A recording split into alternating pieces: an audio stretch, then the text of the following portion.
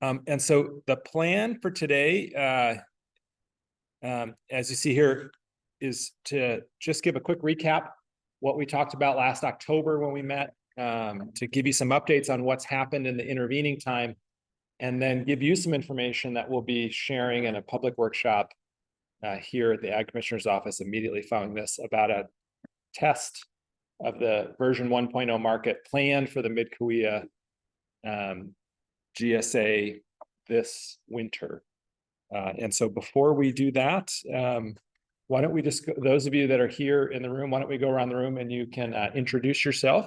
So I'm Matthew Feenup. I am part of the Stantec team that's working with the kaweah Subbasin water marketing strategy. I'm Candrea Clark, also part of the Stantec team, helping to facilitate the water marketing strategy. Jack Nichols, farmer and Industrial water. Yep. Thank you, Chuck. David farmer. Awesome. Thanks. Great.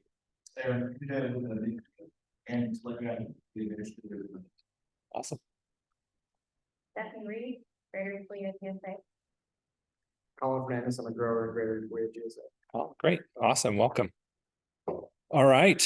So a lot has happened since the meeting in October, but just to briefly recap what it was that we talked about.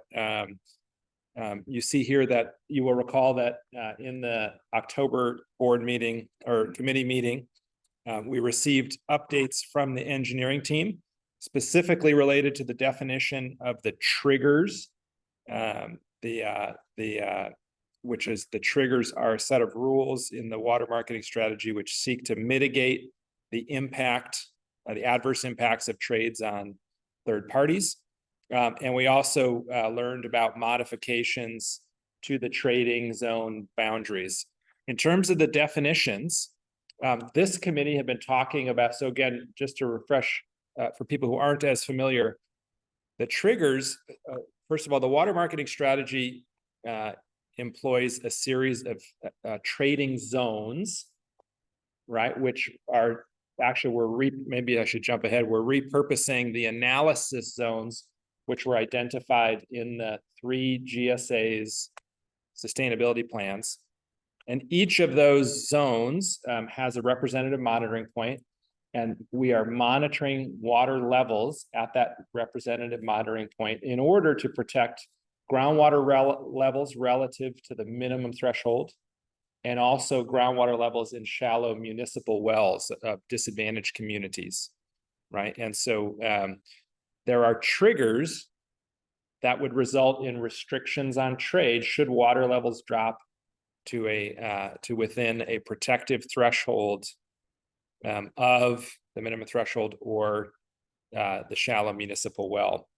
And so we had been working with the engineering team to get clearer definition of the triggers themselves. And so we had talked in this committee about perhaps setting a trigger 12 feet above the minimum threshold, which was thought to be about a 1 year's decline in groundwater levels. So we would be warning 1 year ahead of time and imposing directional restrictions on trade. Subsequent to that, we talked about 30% of well depth, and that was the purpose of that was to try and align the trigger definition for the minimum threshold trigger with that of disadvantaged community trigger. But we also learned that there were some challenges with that. And so as it currently stands, as minimum thresholds are still being redefined, there is not yet a minimum threshold trigger. And so we're still waiting on the engineering team to give us a final level for that. So stay tuned. That should be forthcoming in the months ahead. In terms of the disadvantaged community trigger, the engineering team did lay out a very reasonable, implementable strategy for mapping disadvantaged community wells to the nearest representative monitoring point and using a threshold 30% above well depth for those wells. And so that was the update that we got from the engineering team last meeting. There is, the only update is that a trigger determination has been made for the pilot market, the market test that we're gonna do. But we haven't gotten any further definition on the minimum threshold trigger, so I'll elaborate on that in a moment. Please, yeah. It's not 30 feet. It should be 30 feet above the well. Okay, Yeah, it's not a percent. Well, this is on. No, 1 foot applies what and 30 foot applies. So the display PDD trigger is based upon what we call temperature threshold. At 30 feet above the bottom end, that's start having, is where you're gonna start having, right? If you take think about, you have to put a well pump immediately on the bottom, right? You come up, then the bowl, the pumping unit is usually about 3 to 5 feet. And then you need a reasonable set of tanks for water above down. We all know that if you're a dire straight, you run that thing right into the top. But talking with local well drillers and the engineers, 30 feet, that's usually be maintained with 30 feet in the bottom of the well of water. You're good to go for a while. So 30 feet off the bottom. Is it standing water? Yes. Standing water. Not, yeah, that would be define both it there. Well, the bottom of the well. Yeah. And it's something you in an open bottom well, yeah. Generally speaking, you know, so but if you're gonna get breaks, fill in, why doesn't that get breaks? Down. That's why they use if you look at the broad static, well, it's and you're pulling. So you're 1/3. So if you talk to anybody that's happy like myself or a well tested, you can and it will be top of the well and put right. So really you only get about, but that's why they put 30 feet. It's a nice. Yeah. I would just do something somehow to find what's relevant.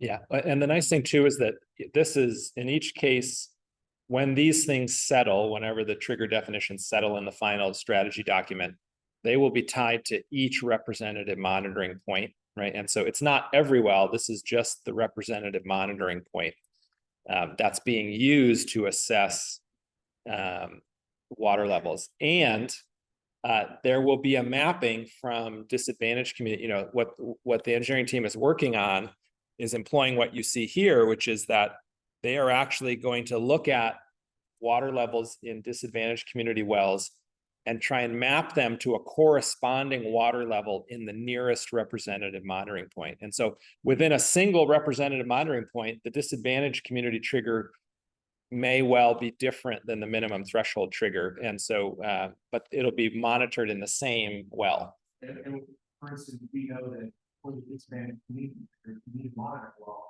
So for instance, Oakville or in Allen, so it'll happen that will be a representative monitoring well with the same trigger for them. So and that's fine with one, but they're ready guys. Yeah, where you have monitoring 1 to 5. Yeah, correct. And that's great. I just think because there's fuzziness about when people say, well, yep, that you stop fight about it later on, be specific. What that's one of the points that when we say well done, they're in well will be really well done. They're all right. so they're representative monitoring using, and that's why we're using, we know the data back off. But you know the monitor. Yeah, but we're not using something. Yeah, so the trigger said that representative monitoring. So in a region that the map shows the dots that are representative monitoring, well, those are the ones where we can set the limit, right, for the trigger. And but that's very well, but it's 200 feet deeper than the other one, than the well. How do you rubber? You say, okay, well, this one moves, before the movement is correlated with the other one. Yes. Yes. And that is a That's a measure, that's an estimation that the engineering team is undertaking. Yes, The other thing, are they going to be publishing this every year? hopefully publishing it once and then it just gets reaffirmed every year or updated if there's new information. But kind of, my issue is not.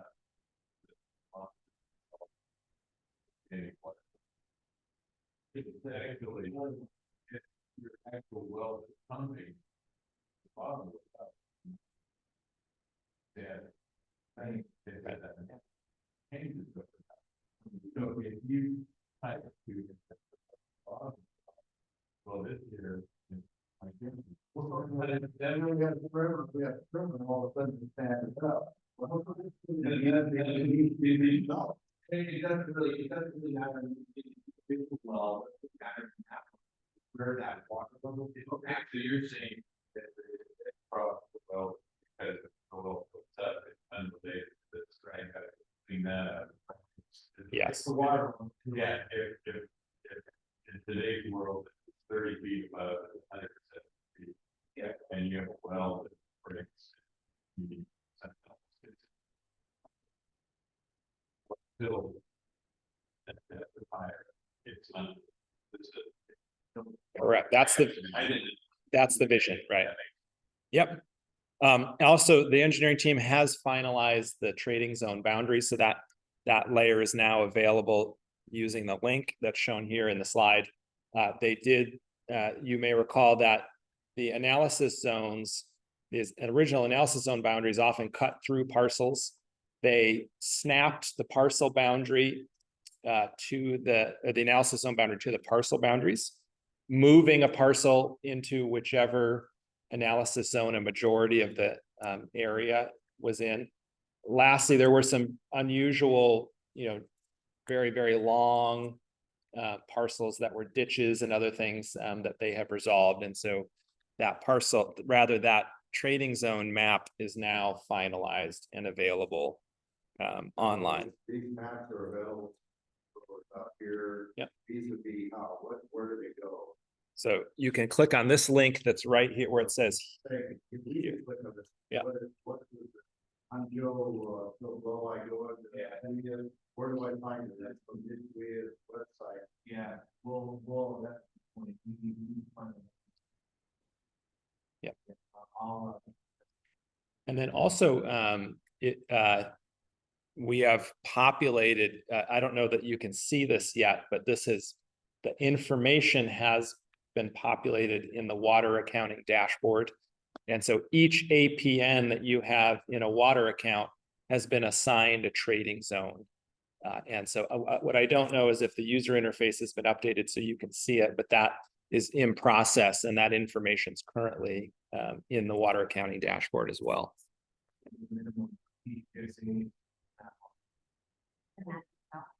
Okay, so I do have the entire presentation on our homepage, and that has The link to it, yeah. link, but yeah, I think we probably ought to, where we. Yeah. Yeah, so that way they know what zone they're in, also what at some point in the water line, they know where they. What the trigger is, yeah. Yeah.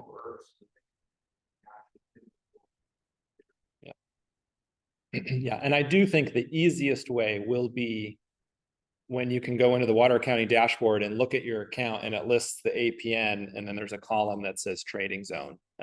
So that will be forthcoming very soon. so it'll exactly where your trading zones are based on your APN. Yes. Rather, it'll be organized by APN though. So your APN will say which trading zone it's in.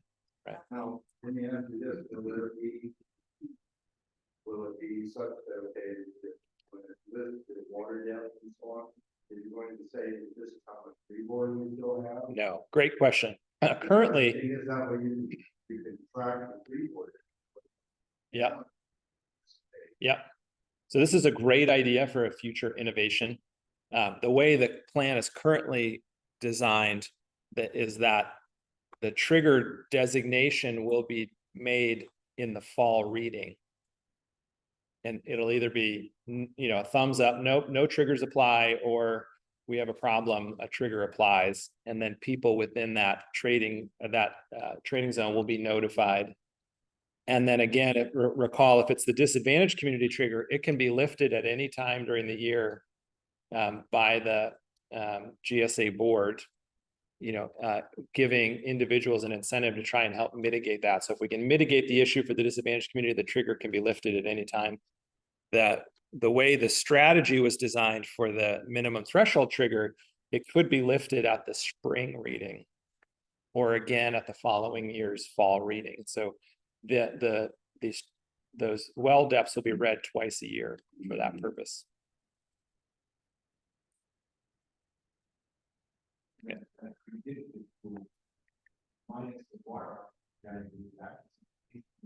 Oh, yeah.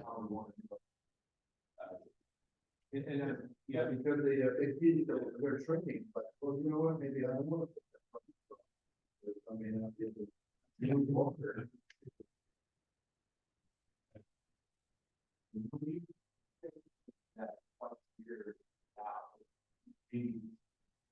Well, and Aaron, what's cool is on that map, one of the layers is actually depth to minimum threshold. And so that just means once the triggers are defined, that's just a slight adjustment to the formula, right? And so that should be pretty straightforward to do. Well, we're working on XJ.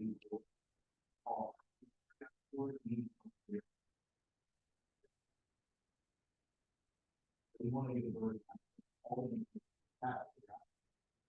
What's the random one? You go on the portal. You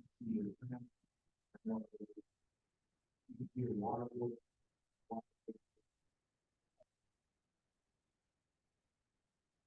Yeah.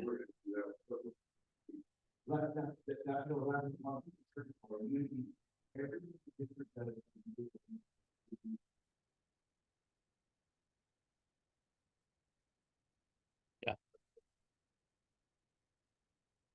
Yeah, and it seems. Yeah, and the way this is now, you have to click on the representative monitoring point. A window pops up and it'll tell you the depth to minimum threshold, but the distance above minimum threshold. But that could be put together in a much more accessible. Yeah, that'd be pretty cool. That's a great idea. That's not really a lot of marketing. Right. Probably. Yes. Sure. Yeah, for sure. Whether you trade or not. Clients issue. Yeah. Really. Or we can do those, but we do them. We really want. Yeah. Yeah, they're not really.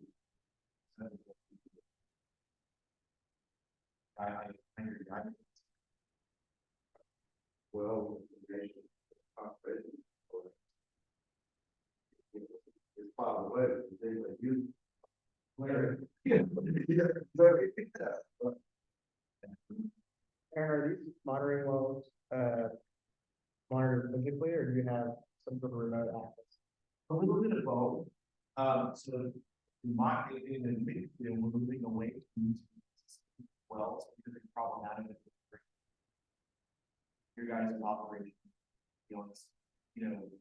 quality management apart. If I measure your well, you're running 5 feet out of the top. Or so we actually, when we go out and read, we'll see right off the bat. You have to go read it and then come back, and then you can see where they track. We'll do a dedicated monitor system.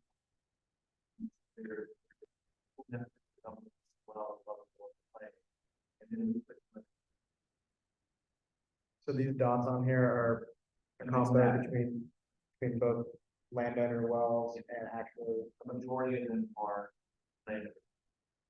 But we're moving towards, and so the current split will be in a couple of years. Right now, they bring stuff. So we're up at this dedicated monitoring wells. So I would give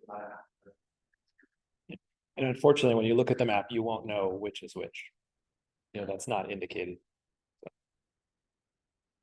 you look at a DSP that going.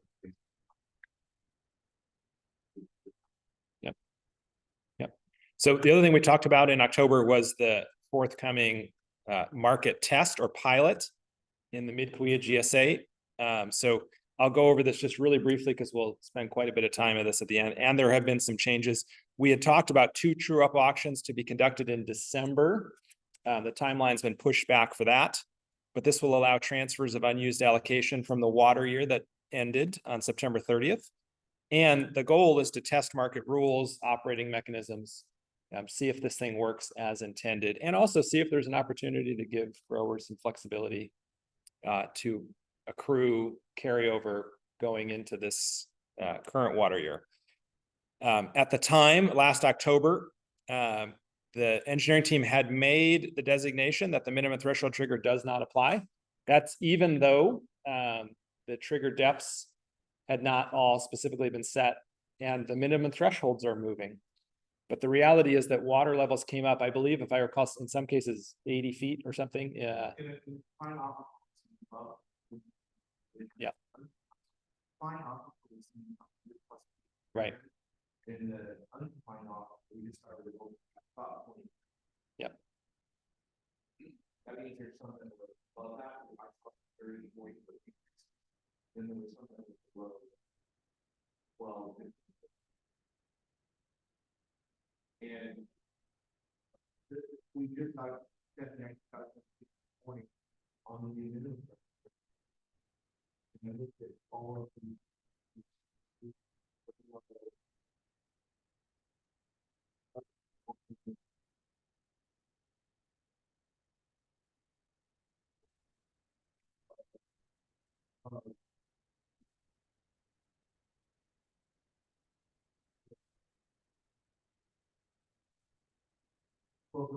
it got to the point, the slope of the line we're all, and the slope of our line on the increase is the highest. How much do you think?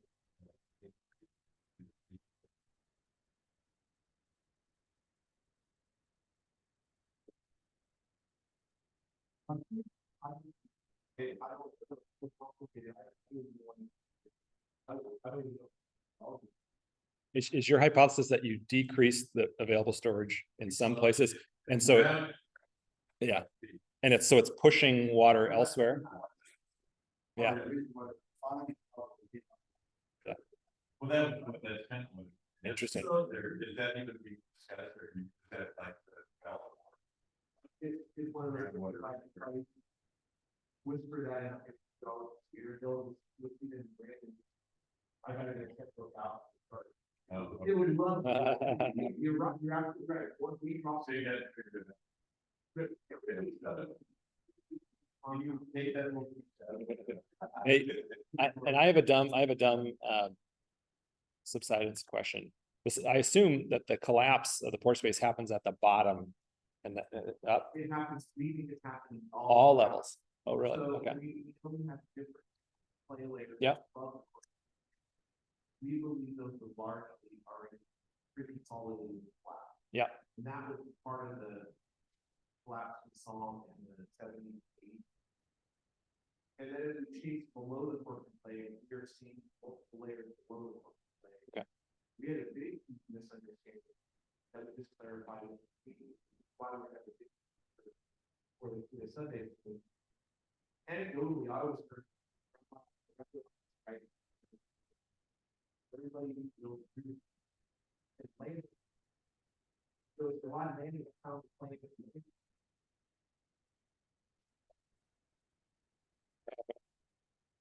And that was that common forward play. That's the play base very bottom. So the analysis that we did below when you get play, yeah, play it. So all of our now below. So we've got a problem there. We're recharging the bucket. So we're probably below. See, I was thinking before. If you dive there, I know they're there for a while. Yeah, and the thing is, they would be like 50 foot. Like you go into it, you go 50 foot before you fall. up to the side. But again, go to most of the farmers in the lower was talking about pain. So they were through it. So when we started doing the analysis on it, so you can understand that we get. So what's happening now is to control our function. If they know you just kind of want to know effect. But the finance is not.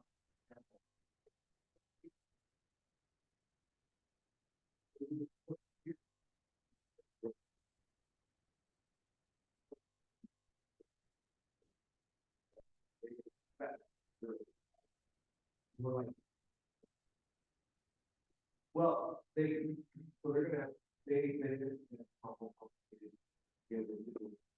but what they're saying is this, what, waiting on like, the order.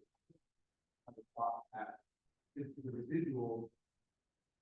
What standard is kind of some of the, today, is something that's from 20 years. But how do you discredit that? So, yeah, you need to evaluate program where we have to adjust allocation based upon plan. And it may be a restriction that is groundwater.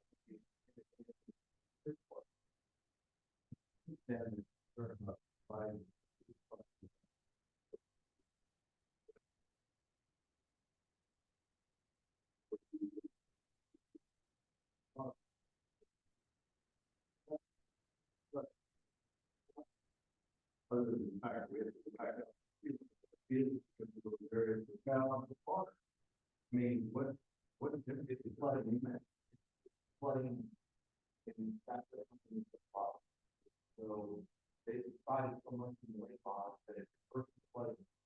So traditionally that water would get wet, it stayed on the beach. Because the wells were created at the side of the long highway for the bridge. So alcohol and all the communities got flooded and the bridge was that was.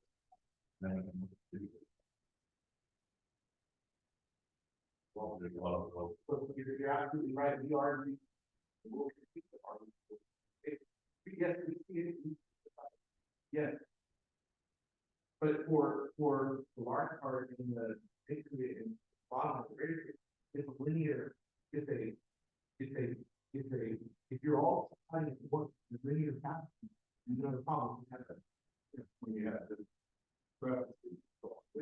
What you do now, I mean, it's pretty apparent. I mean, you look across the field, it's on the field as well. Then 5 years later, it's 5 years later, all of a sudden, he's like,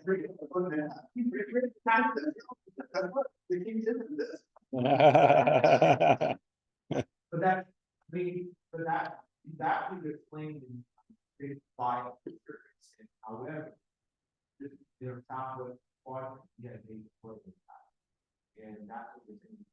So you have to get a 0 down there, it trails up, right, or else, we did say, but then we go ahead with the 0.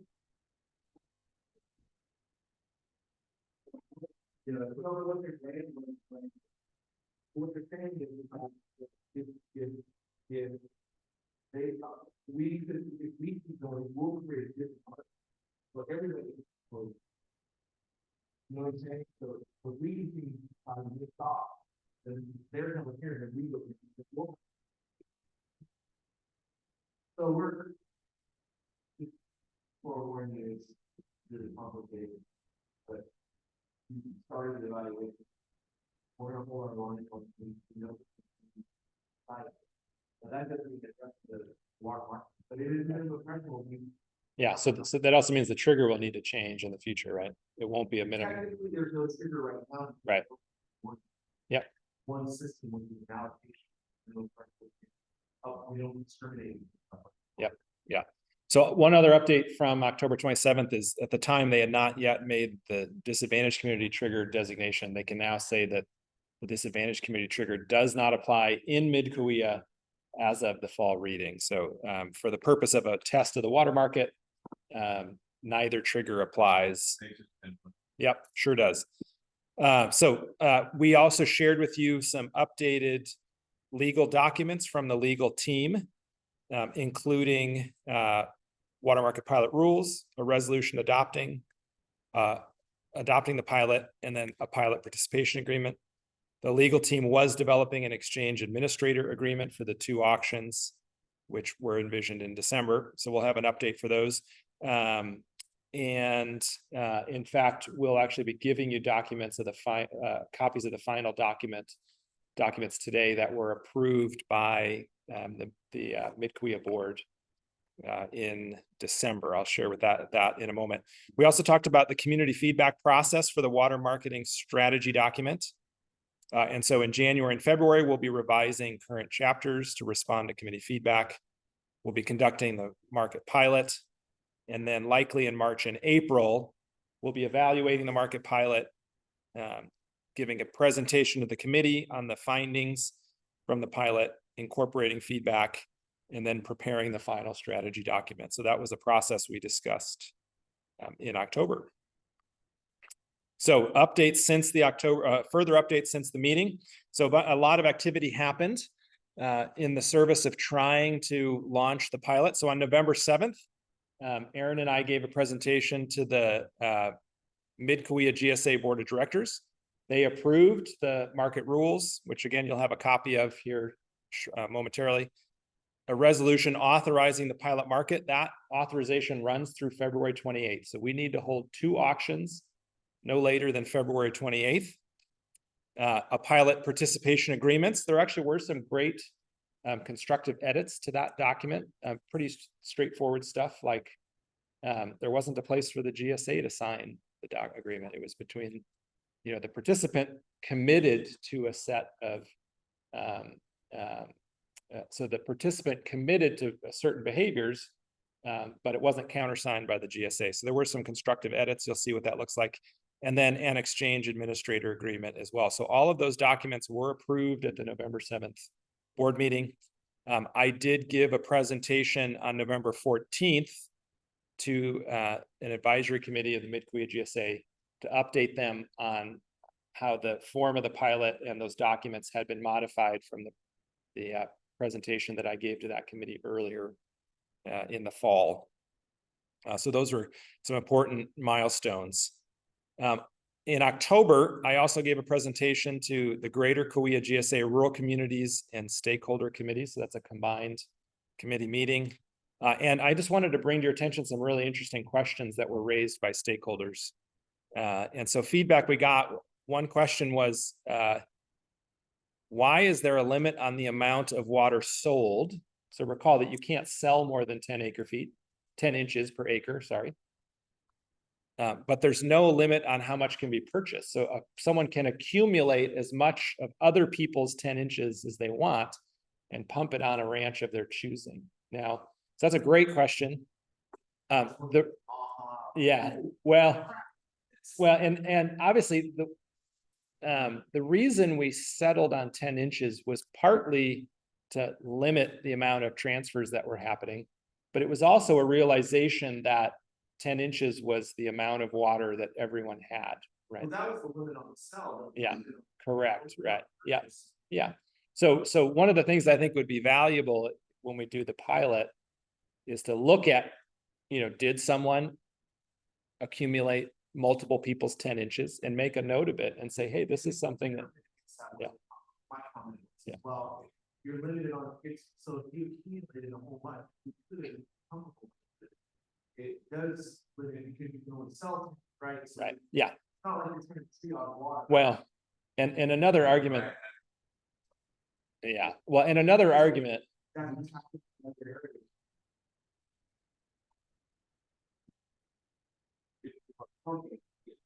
Yeah. And so this limiting, there's a limit on whole time, but maybe they might want to value. yeah, based on data. Yeah. Yeah.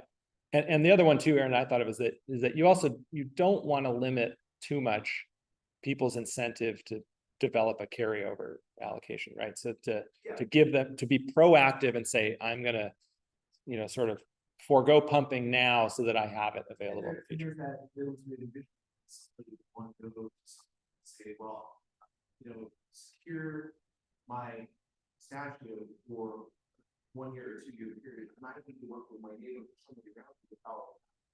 So to do that, about even more than what we, a little bit.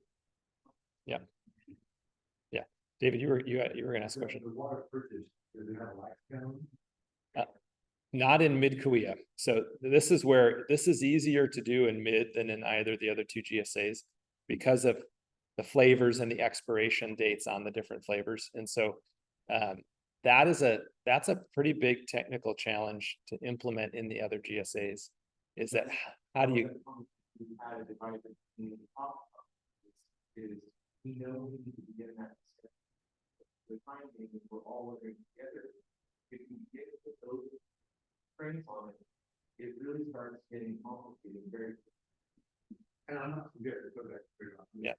That would take away the. thank you. All right. That's why. How does that work?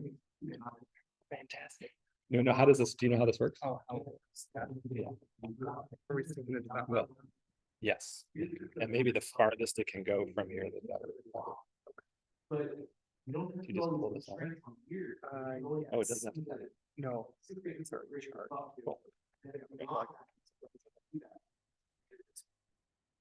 So possibly an exercise. Will it replace the microphone? Or they both work? Okay, okay. Maybe put it like on the table. Oh, you did, oh, perfect. Okay, yeah, put one over there, buddy. Thank you.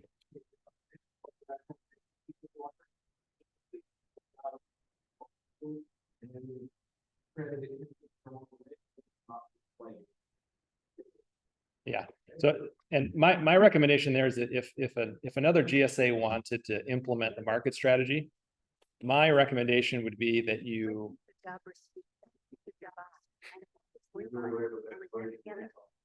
well, would be that actually, as an accounting exercise, you debit whatever water they purchased, you debit it first.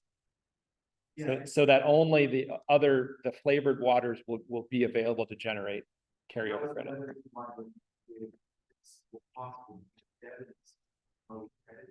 We have a very structured, where we actually don't allow. The category. Not yet. Looks good. It was responsible. And select the job or product from it.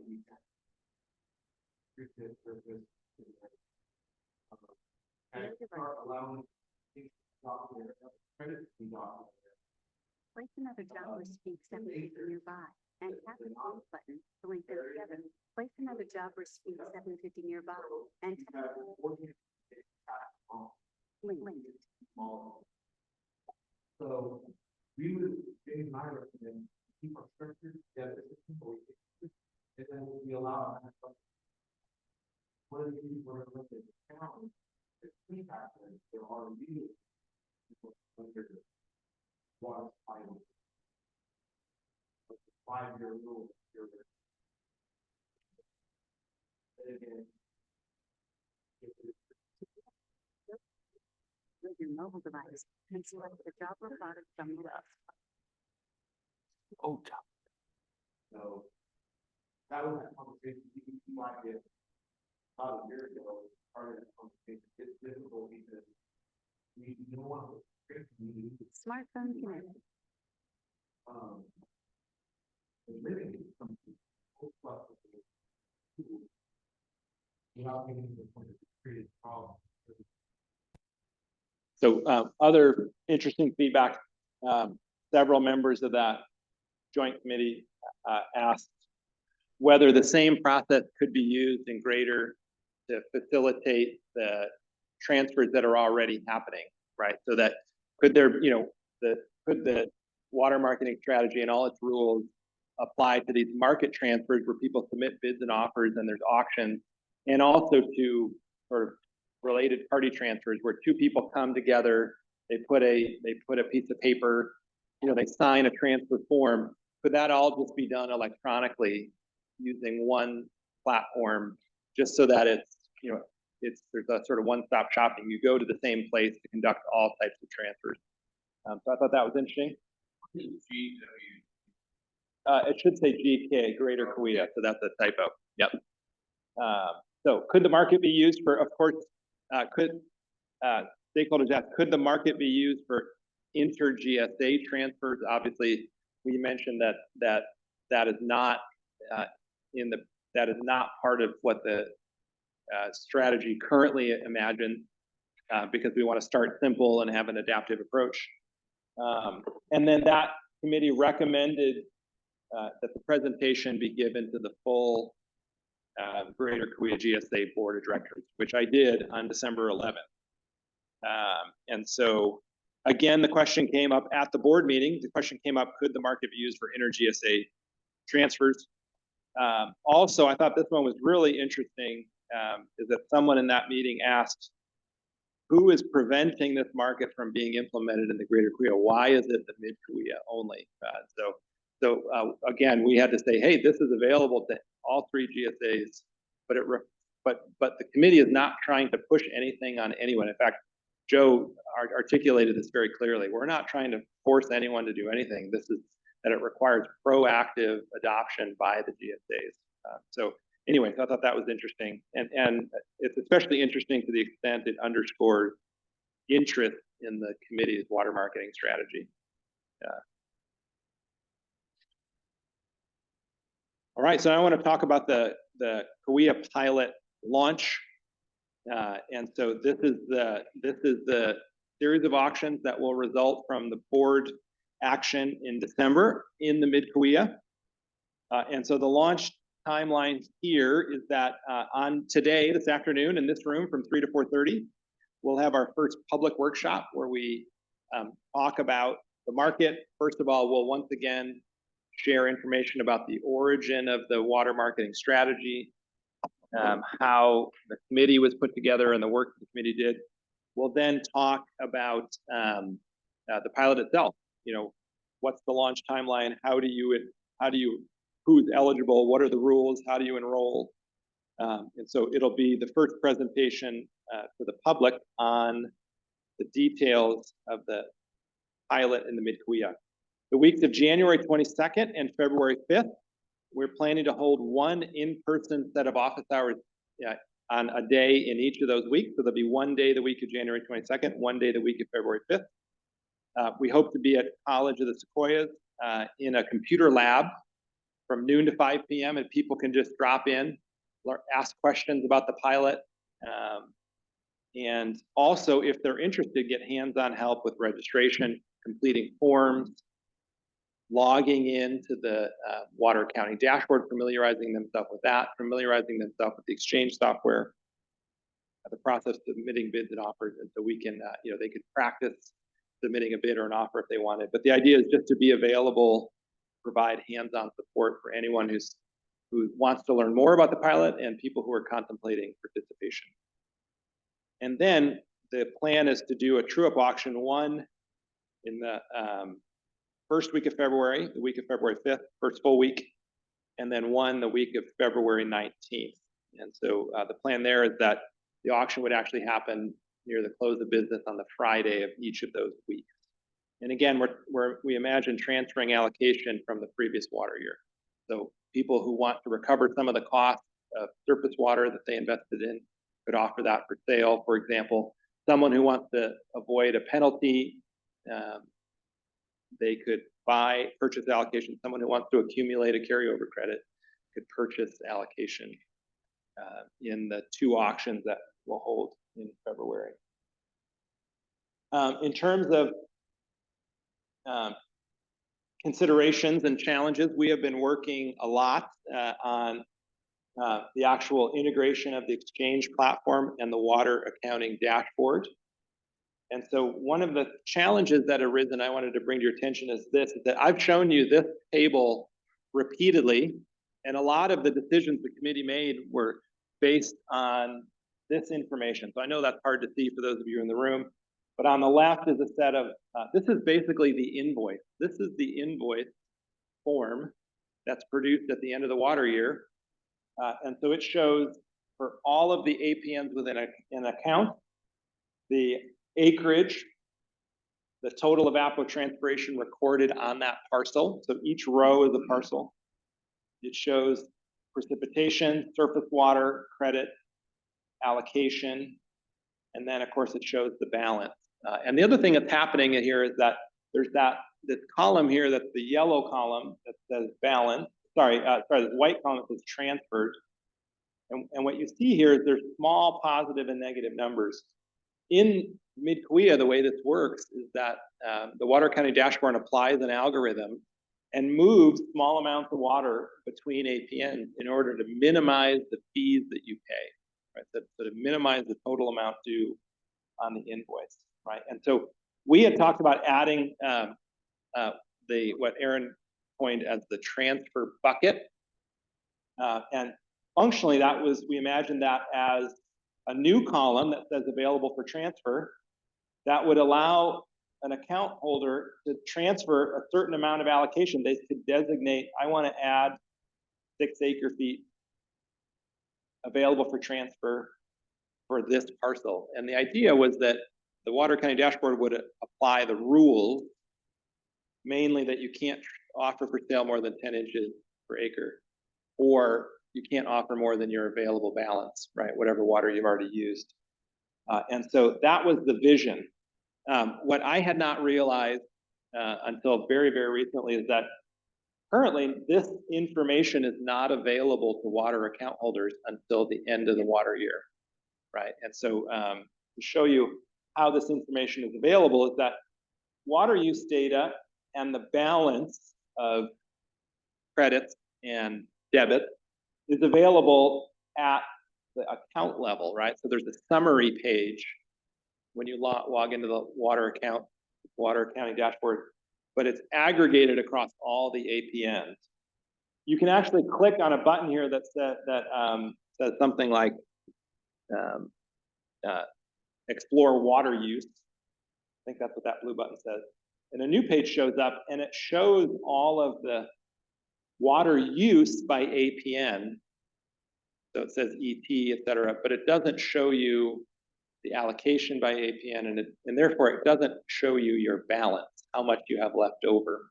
And so this has meant, because of all of the information available in your invoice is not currently available to you on an ongoing basis in the Water County Dashboard, we've had to create new functionality. So it turned out to be more additional functionality in the Water County Dashboard than we had originally thought. Because again, this invoice isn't a table that's available to you on a rolling basis. And so the Agri-Tracking, Scott Steinbeck, have put together a new function. What's great about it is it's actually visually easier to navigate, but it still doesn't have quite all of the information. So there is now going to be a new page you can go to, which will show you your usage. It'll show you your allocation. And then there is the transfer bucket where you'll be able to designate a certain amount of water available for transfer. And you can see here what's nice is this says max 26.17, right? So it's calculating what the maximum amount you can transfer from that APN based on the rules of the water market. And so you could put 26 acre-feet in there, hit save, and then that will be available in the exchange software. But this still doesn't have all of the information, so we need at least one more iteration on this tool before it's ready for the auction. It's probably important to know that I have to do. Yes, yeah, so this has only recently become available because Agri-Tracking has been working around the clock on invoices for 3 GSAs. And so we are in, you're focused on a pilot market. I think we need to keep where what we're going to do is where you're true up. You need to remove that and call it market whatever you right available. And we might need to go do it close to February to give Scott time to incorporate this into the contract. What I'm saying is, get the functionality and try and do it right.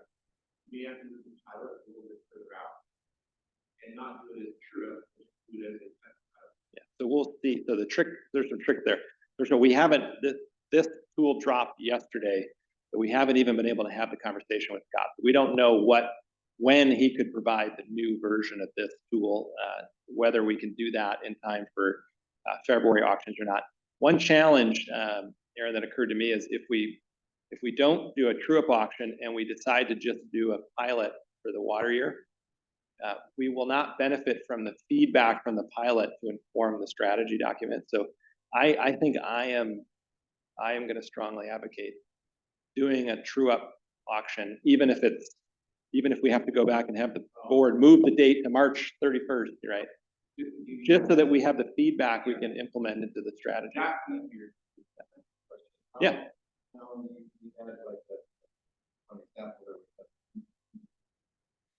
Yep. How does it, does it block that the behavior or so how is that? You know, yeah, the water allocated, what happens if you moved it in there and then 3 months later, you can't draw it?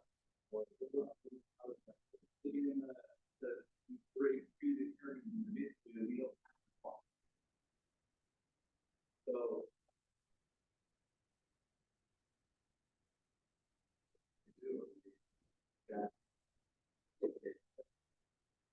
there'd be this, once the trigger gets pulled, say, you got a disadvantaged community trigger, and you look at your town grade in here, you're gonna have to see, so you won't have it, in the red there, that's how it's available, maybe it says disadvantaged community trigger.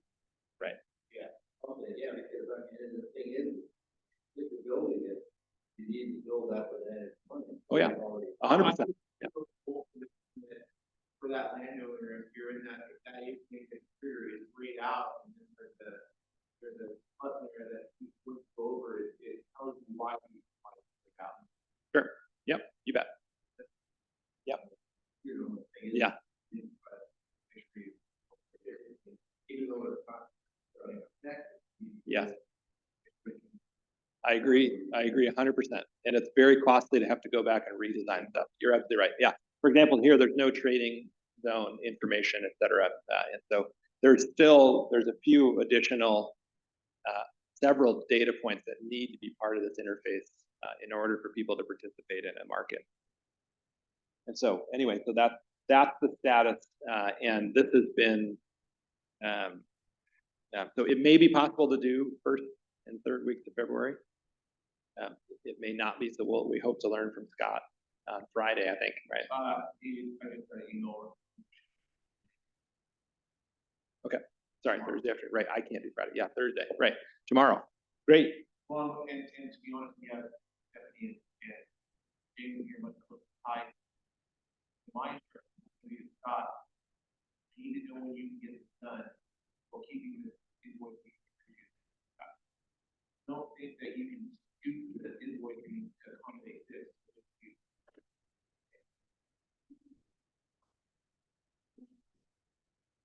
Yep.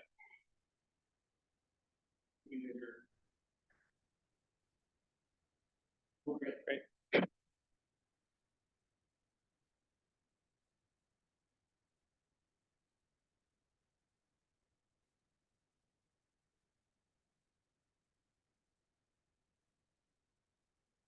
Hey, and Aaron, we should add too that one thing that evolution of the plan is that because this didn't happen in December and it's now planned to happen in February, one thing that allows us to do is actually to write invoices to Mid-kaweah water users, attach information about the pilot.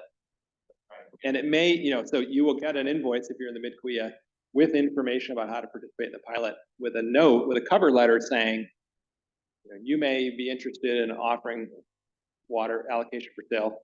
We will reissue invoices after the conclusion of the second auction. And again,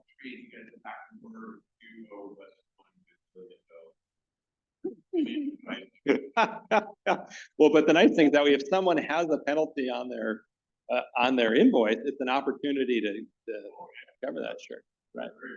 Yeah, sure. Right.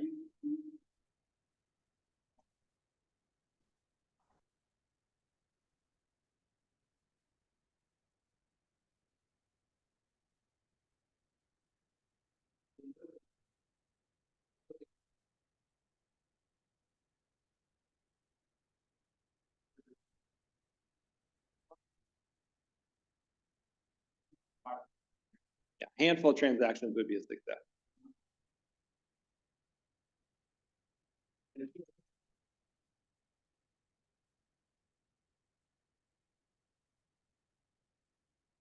That's really what it affects. Well, also it delays the final strategy document. Yeah. Yeah. So it does delay the strategy document. I'll tell you right now, your recommendation. Holidays. Great. As they're not.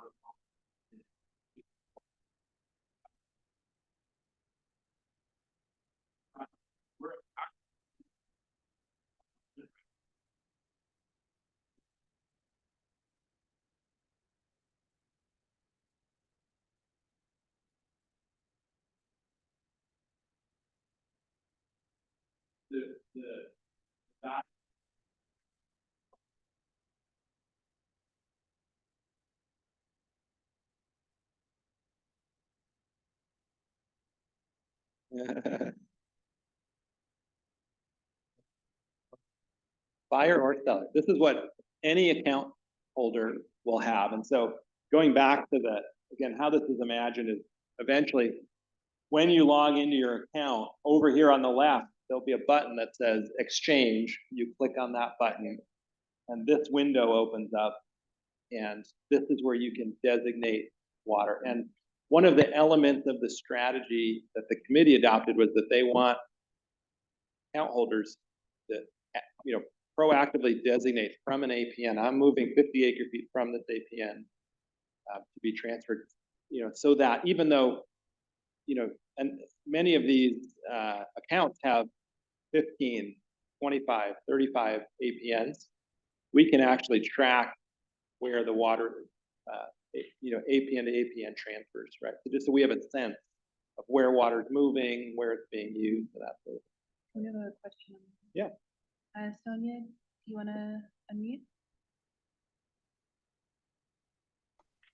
Yes, thank you. Apologies that I couldn't attend in person, but it's also a little bit hard to hear the folks in the room, which I understand if there's technical, challenges with that.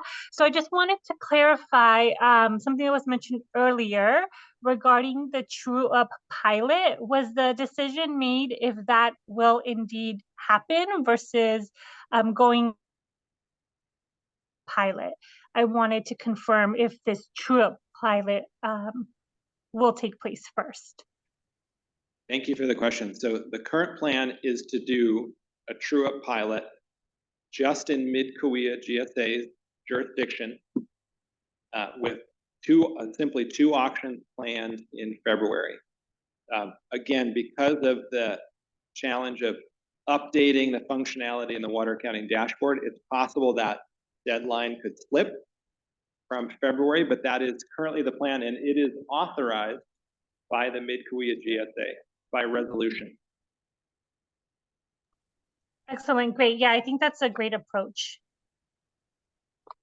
Thank you. Any follow-up question or comment?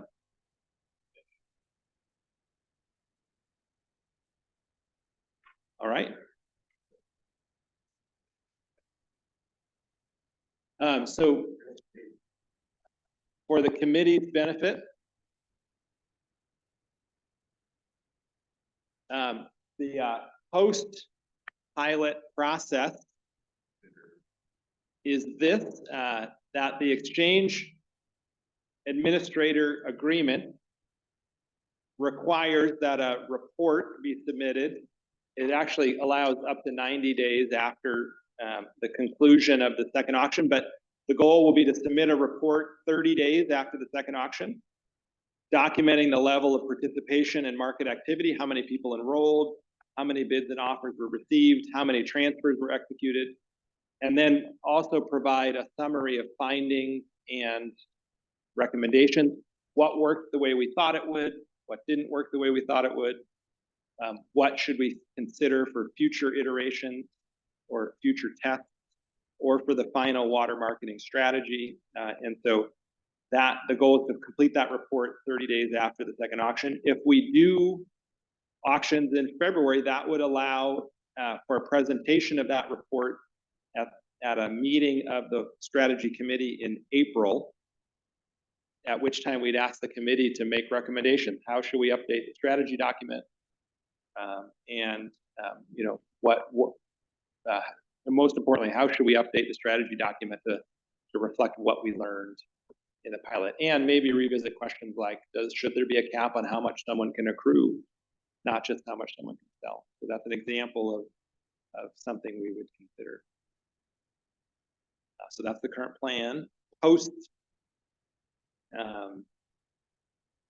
pilot.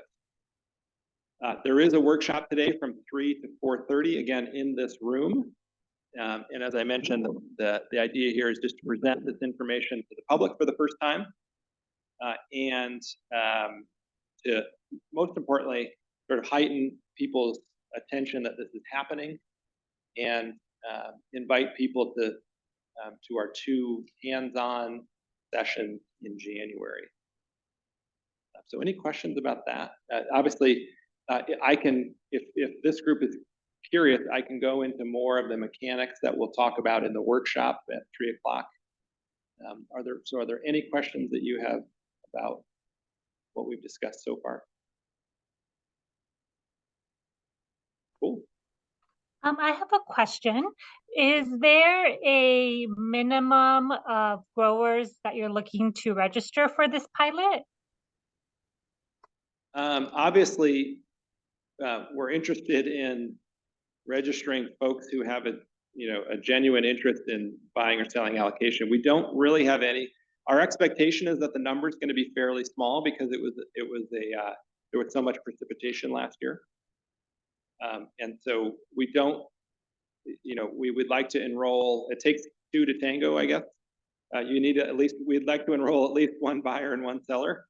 But I'll let Aaron comment. Aaron, do you have more thoughts about this expected participation level? Well, like I said, we did approval that there's to be 5 and 6. Yeah. Or half a dozen. I'm hopeful there's to be a dozen. Yeah. And I would really try and get 5. Okay, and 2 dozen trades could be a dozen people. If someone is selling allocation to 3 people, or if someone is buying allocation from 3 people. But yeah, so I've heard from you folks that they understand what that is. Right? And generally, the folks that are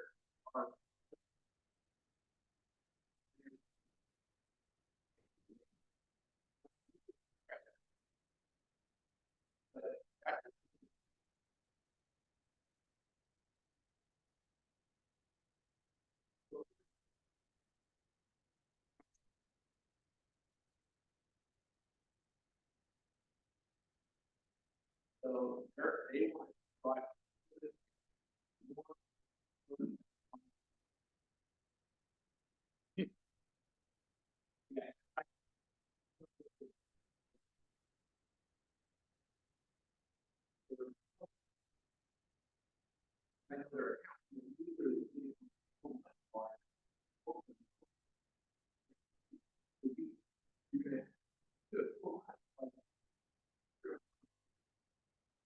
so that's how do they accumulate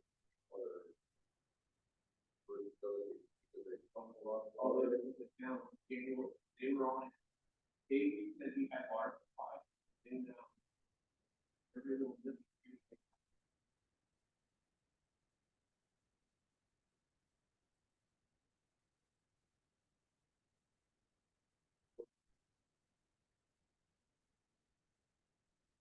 So what's kind of ironic in that situation, Aaron, in light of the comment from Greater Kaweah, is that maybe we thought about this wrong, right? Maybe there shouldn't be a limit on how much you can sell. There should be a limit on how much you can accumulate, right? Because what you're basically telling that person, we're not going to let you we're not going to financially reward you for sunking, you're only going to get to sell 10 inches, right? Whereas what you want to do is you want to incentivize people to take as much water as they can every time, right? Yeah. You got all this. You have to have incentives and you have to have business. Right. And they have to be Yeah, that's right. Yeah, yeah. So anyway, so I think that's it. I think that'll be an interesting conversation to have in April.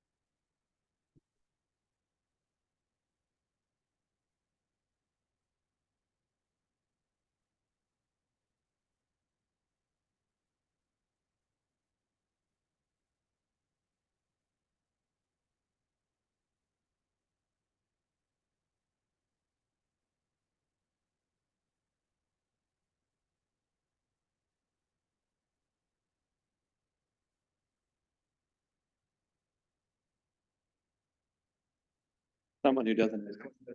Yeah, no, that's great. That would be great, right? That's the goal.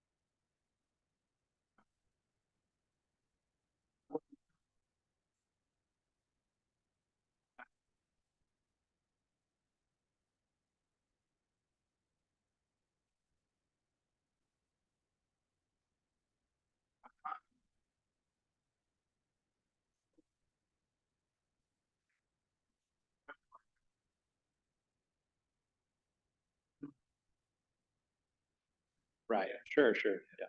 Yeah. And that's obviously that's why we have a trading zone. Right. Yep.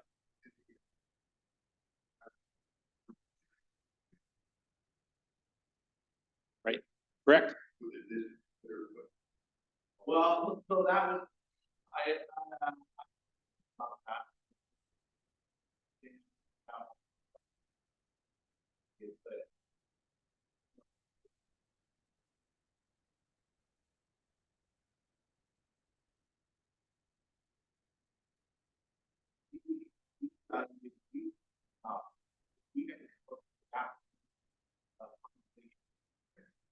you would have to know that. The water.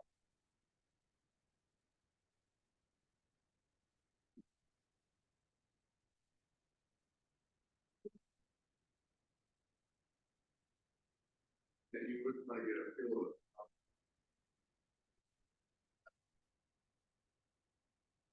Yep. Good point.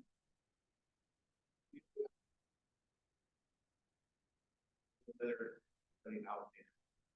When again, you could, if you even did 10,000 acre feet, that would be, that you would learn a lot, right? So it could be a small fraction of that.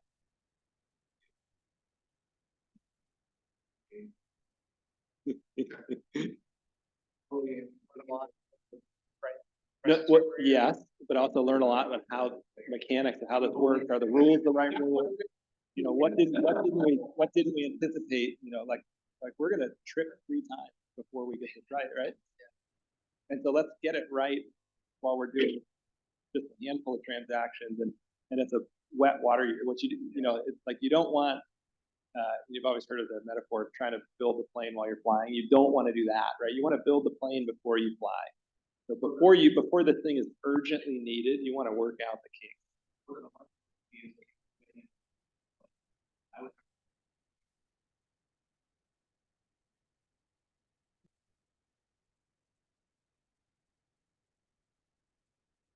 Well, but remember though, but we're using midpoint matching. So if you offer it for 100 and someone offers or bids 300, it'll sell for 200, right? So you get half the spread. Yeah, but. Sure. Yep. Sure. I hear you. Yeah. Yep. Sure. Yeah. Yep. Yep.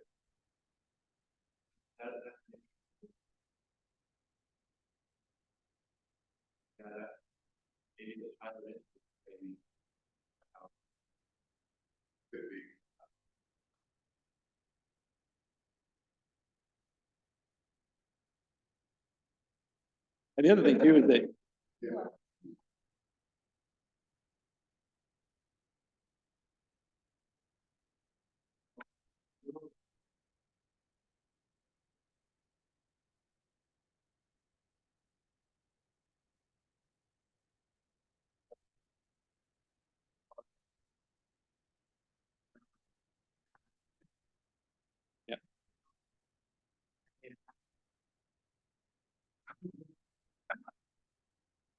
Well, and well,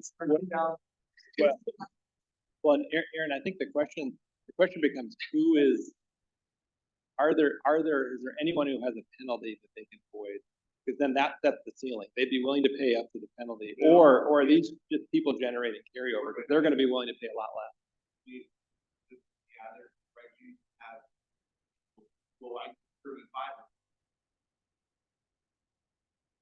So that gives you a ceiling, right? Whatever the penalty rate is.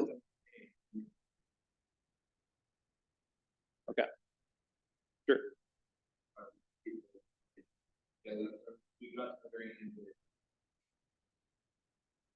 Most of them are small little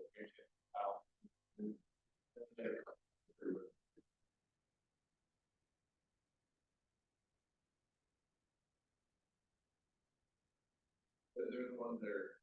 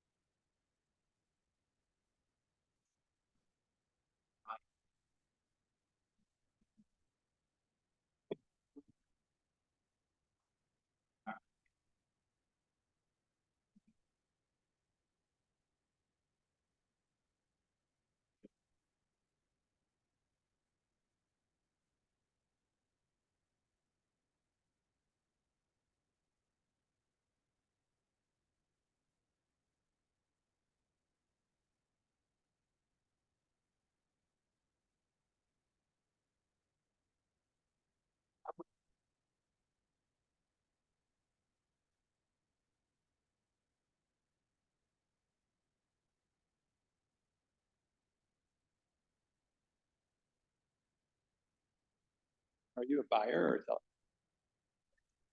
So in a seller, the only trick would be you'd be limited to 10 inches per acre on that per acre on that APN. And so you might need to, you know, even if it's 20, you might need to sell it from 3, as opposed to selling it equal shares from 20, right?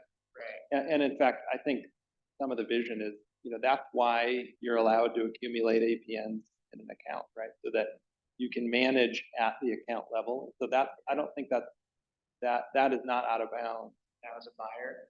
Buyer, same thing. So you actually do designate which APN you are buying it for, but the committee is acutely aware that once it goes into that APN in your account, you can move it to any other APN. And in fact, we even discussed how, well, this is a way to game the trading zone system and the triggers, right? That go across trading. Yeah, so for example, if you had one APN and say you just had two APNs, one was in a zone that had a trigger and one was in a zone that didn't. And so hypothetically, you can't buy on that one APN. Right now, you could buy it on the other APN and transfer it in, but we'll see that because for the first time, because we will be tracking APN to APN transfer. That's why we designed the system the way we did. And so the committee said, well, let's study it. Let's see what happens. Do people game it? At least we've designed a system to create evidence that that's happening, if it is, right? And there's not use. Yeah, correct, right. Yeah, right. You bet.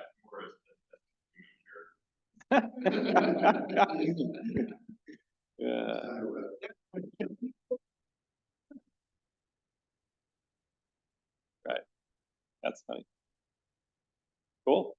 So I think that was all I hoped, to discuss today. So any other comments or questions?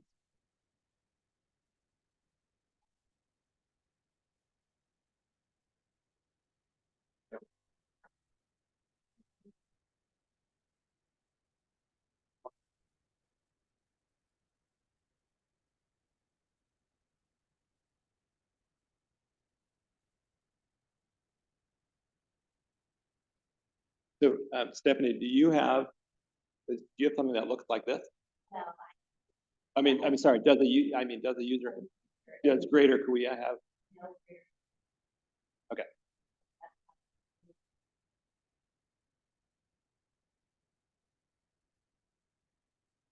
Yeah. Right.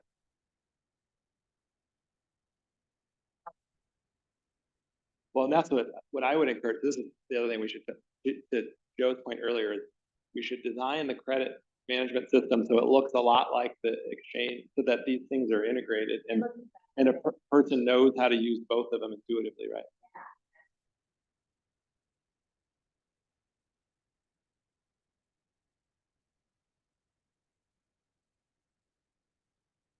Yeah, right. Yeah.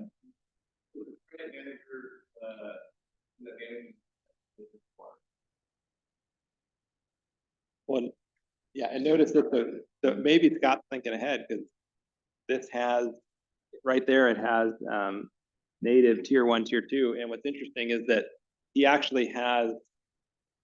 Notice he actually has fields up here that look like they could be populated.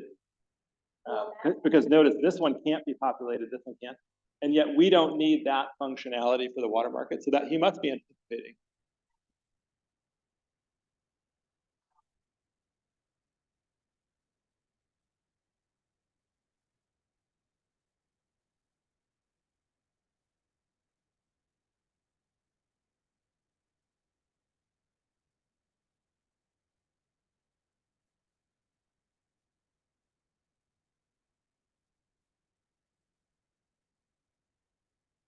And again, what's in the case of Mid-kaweah, that auto transferring only happens at the end of the water year to minimize the bill. So the idea is that you could trade under it, you'd be transferring, and then one time at the very end, it would do one more set of transfers within the account to minimize your bill. Which we did that. The idea was for you're checking in with your water back. Really, you can manage by once you get your allocation, you see what you got, and then at the end of the year, you got and you want to do a true up. Because in the middle, there's not much you can do in all reality because you're farming. So yes, so it's interesting that your comment reveals a lot in the sense that with a market, though, you want someone to be managing to the ranch or either the parcel of the ranch or the well, whichever, one of those three. You want them to be managing to that on a pretty regular basis. And what right now, there is no way to do that in the current system. That, you're actively making it more compliant in various other things, but from a planning tool, the idea is just try to get everybody into, because it's not like you're in your, a lot of different.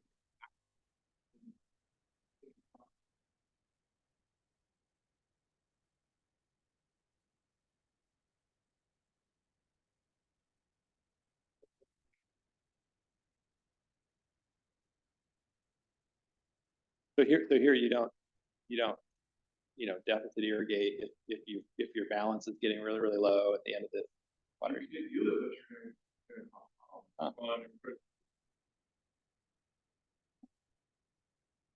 Okay. remember, if you deficit irrigate. Yep. You're trying to make sure what it needs to do. Yeah, when I also, there's a lot of permanent crops here where that would be a terrible idea, right? Well, actually, Can I?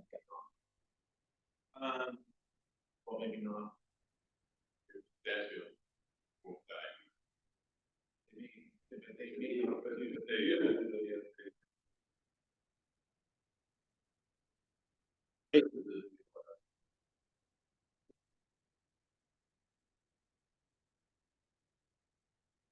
Oh my gosh. Wow. That's awesome. That's awesome. Huh.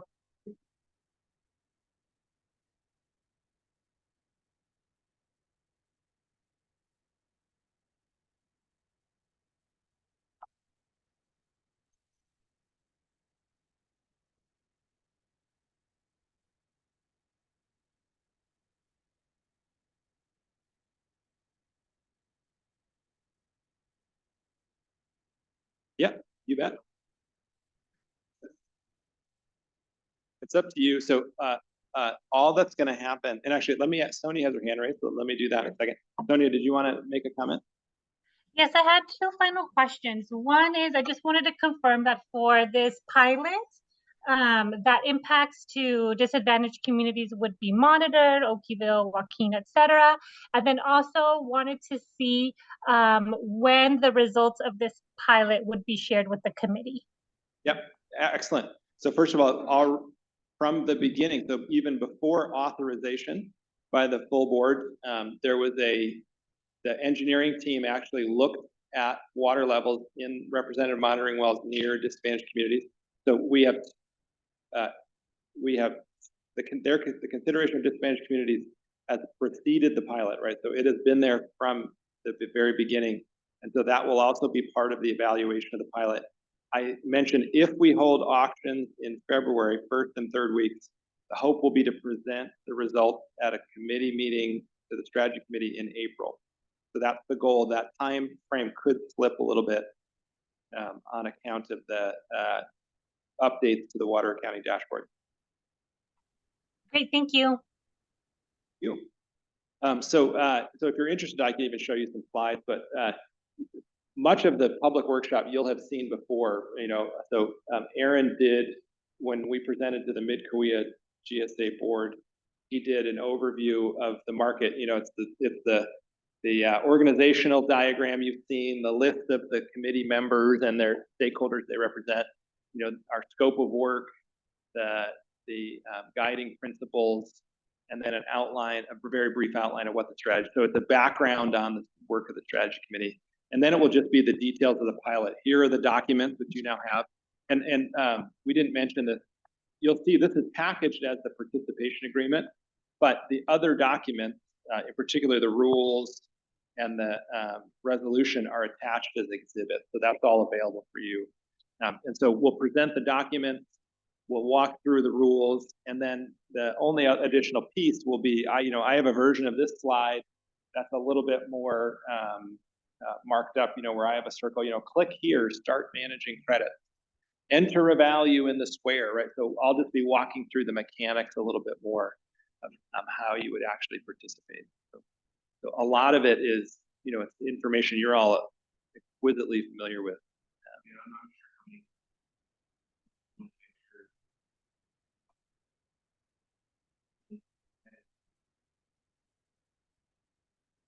Yep.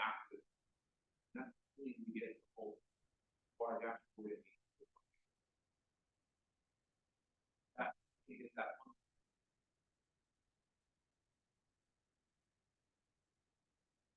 one. All right. Over, right? It is. Yeah. Thanks for your time. Thank you.